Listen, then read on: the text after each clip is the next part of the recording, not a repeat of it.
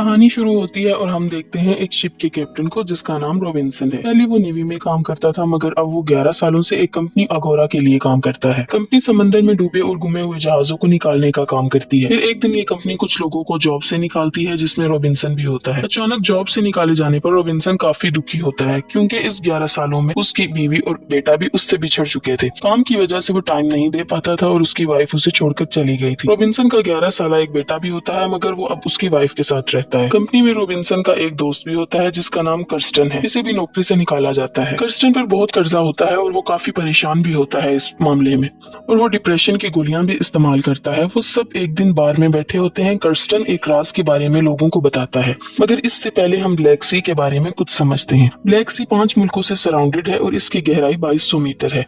Kirsten इन्हें इस तलाश के बारे में बताता है जो अगोरा ने ब्लैक सी में की थी। 1941 में हिटलर की फौज नाअजीज मुकम्मल तौर पर तबाह हो चुकी थी। इस वक्त रूस जंग की लपेट में नहीं आया था मगर रूस को डर था कि कहीं जर्मनी रूस पर हमला न कर दे और इस बात का फायदा उठाते हुए हिटलर ने रूस से कर्जा मांग लिया 2 टन सोना। इसकी कीमत का अंदाजा खुद लगा लें। हिटलर ने रूस से एक बोट ली और इसमें सोना भरा मगर वो जहाज हिटलर तक नहीं पहुंचा। रास्ते में ही कहीं डूब गया या डुबाया गया। इस पर हिटलर ने रूस पर हमला कर दिया। इस 4 साल जंग में लाखों लोग मारे गए। इसके बाद एक ओशियानिक रिसर्चेज इंस्टीट्यूट ने एक यू बोट ढूंढ ली और दावा किया कि ये वही बोट है जिसमें स्टेलन ने सोना रखा था। अपनी इसी इंफॉर्मेशन को वो जॉर्जिया सरकार के पास ले गए और इन्हें इस यू बोट की लोकेशन दी। जॉर्जिया सरकार इस यू बोट को निकालने के लिए मान गई और 1 महीने बाद रूस और जॉर्जिया के दरमियान लड़ाई शुरू हो गई और सारी हदें पार होती चली गई।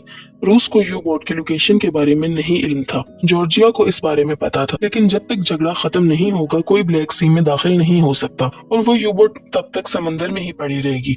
जब रॉबिन्सन को इस बात का पता चला तो वो एक अमीर आदमी से इस बात के बारे में डिस्कस करता है क्योंकि इस तलाश में काफी पैसे लगने वाले थे और इनको पैसों की सख्त जरूरत होती है। वो शख्स जिसका नाम लेविस होता है वो इसकी तलाश में इन्वेस्ट करने को तैयार होता है मगर वो सारे सोने का 40% लेना चाहता है। रॉबिन्सन राजी हो जाता है और इसका दोस्त कर्स्टन डिप्रेशन की वजह से सुसाइड कर लेता है।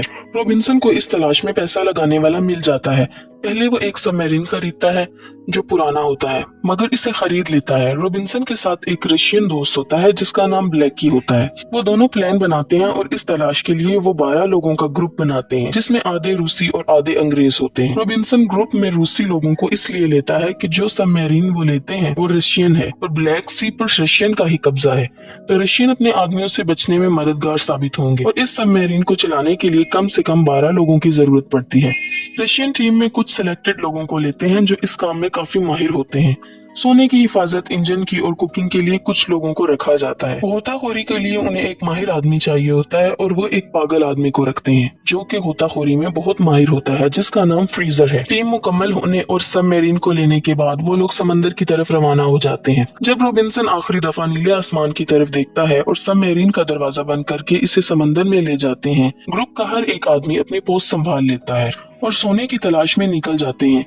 अभी तक सब कुछ ठीक होता है। फिर कैप्टन सबको इकट्ठा करता है और इस बारे में सबको बताता है। वो सोने की बात करता है कि हर एक को बराबर का हिस्सा मिलेगा जो बाकी का 60% है उसमें से, क्योंकि 40% उस शख्स का है जिसने इन्वेस्ट किया है। अब डैनियल उस शख्स का असिस्टेंट होता है जिसने इन्वेस्ट किया होता है तो डैनियल कैप्टन रॉबिन्सन को कहता है कि तुम्हें ऐसा नहीं कहना चाहिए क्योंकि अगर यहाँ पर किसी शख्स के दिल में लालच आ गई तो वो किसी दूसरे को मार सकता है क्योंकि इससे सबका हिस्सा बढ़ जाएगा और कैप्टन को ऐसा कहना ही नहीं चाहिए था। इस सबमरीन में सब लोग प्रोफेशनल थे और इसी खतरनाक तलाश के बाद जब वो यू बोट की लोकेशन के नजदीक पहुंचते हैं तो उसी वक्त एक रशियन डिस्ट्रॉय शिप इनके करीब से गुजरता है और वो अपना इंजन बंद कर देते हैं और बच जाते हैं। अब वो लोग प्लान बनाते हैं कि सोने के साथ वो ड्राइव शार्क को भी ले आएंगे जो इनके सबमरीन पर धमाके से डिस्ट्रॉय हो गया था। अब इस ड्राइव शार्क भी की मदद से वो फिर से सबमरीन को स्टार्ट करेंगे और यहाँ से निकल जाएंगे। अब वो 2-3 मीटर के फासले पर बाहर जाते हैं।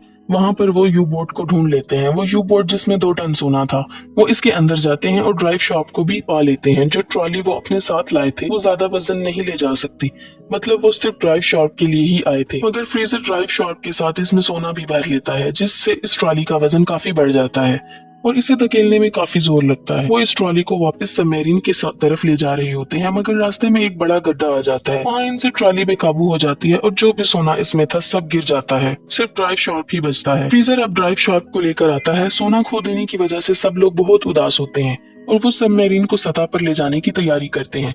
मगर यहाँ डैनियल लेविस का असिस्टेंट कैप्टन रॉबिन्सन को एक राज बताता है कि ये सब एक प्लान के तहत किया गया है। कोई अमीर शख्स लेविस है ही नहीं जिसने इसमें इन्वेस्ट किया।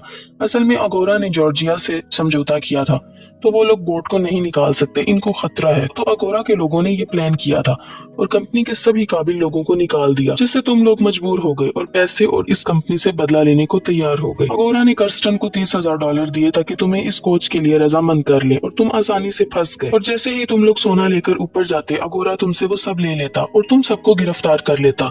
ये सब सुनकर रॉबिन्सन गुस्से से पागल हो जाता है कि कंपनी इतनी जालिम भी हो सकती है। अब जो सोना गिर गया वो तो वापस नहीं आ सकता। इसके अलावा और भी सोना था जिसको वो सबमरीन में लाते हैं, जो 3 टन है। ये इनकी सोच से भी ज्यादा होता है। अब तो इनको लेविस को भी 40% नहीं देने होंगे, सारा सोना इनका ही है। वो 8 लोग बच जाते हैं, हर एक को 82 मिलियन मिलेंगे अगर वो इस सोने को ले जाने में कामयाब हो जाते हैं। अब वो लोग अपनी लोकेशन पर नहीं जाएंगे, वहाँ से दूर चले जाएंगे ताकि अगोरा से बच सकें। अब वो लोग सोना ले लेते हैं और ड्राइव शार्क को चलाते हैं और इन्हें शक होता है कि वो चले या नहीं। वो सोचते हैं कि या तो वो हमेशा के लिए निकल जाएंगे या इसमें हमेशा के लिए फंस जाएंगे और मर जाएंगे। वो सबमरीन के इंजन को स्टार्ट करते हैं और इनकी सबमरीन चलने लगती है। वो सब बहुत खुश होते हैं कि अब वो अमीर हो जाएंगे, मगर कुछ दूर जाकर उनको हेल्पर्स की मदद से पता चलता है। सबको अलर्ट करते हैं और सबमरीन रोकने को कहते हैं।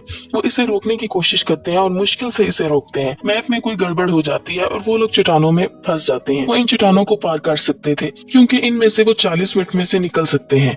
अब वो हेल्पर्स को बिठाते हैं और इसे चट्टानों से निकालने की कोशिश करते हैं। फिर अचानक किसी प्रॉब्लम की वजह से सबमरीन में ब्लास्ट होता है और सबमरीन समंदर में जा गिरती है और इसमें होल हो जाते हैं, जिससे इसमें पानी भरने लगता है।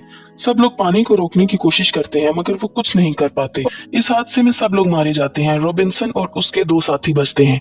रॉबिन्सन अपने साथियों को निकाल देता है मगर खुद नहीं बच पाता, क्योंकि इन दोनों को बचाने के लिए पीछे किसी एक का होना लाजमी होता है सबमरीन को कंट्रोल करने के लिए। और वो इसी समंदर में सबमरीन के साथ हमेशा हमेशा के लिए रह जाता है। ब्लैक सी की कहानी कैसी लगी जरूर बताइए।